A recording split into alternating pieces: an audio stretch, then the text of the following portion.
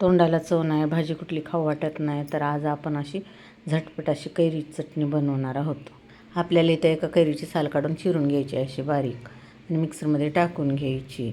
अर्धी वाटी शेंगदाणे भाजून घ्यायचे, 2-4 लसणाच्या पाकळ्या, 1 हिरवी मिरची, 1 चमचा जिरे, चवीपुरते पांढरे मीठ, थोडे चवीपुरते काळे मीठ घालायचे, थोडीशी हळद, 1 चमचा तिखट, थोडीशी कोथिंबीर टाकून घ्यायची. आपल्याला असं आहे, कुणाकुणाला कांदा आवडत नाही, कांदा खात नाहीत, त्यांच्यासाठी अशी चटणी बनवून खायला खूप चांगली आहे. काही जण तर लसूण पण खात नाहीत, लसूण नाही घातला तरी चालतो, नुसते जिरे घातले तरी चालते. आपली कैरी ते जास्त आंबट नाही.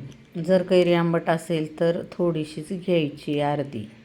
चटणी आवडली तर लाईक करा, शेअर करा, सबस्क्राईब करा, घंटीचं बटन दाबायला विसरू नका.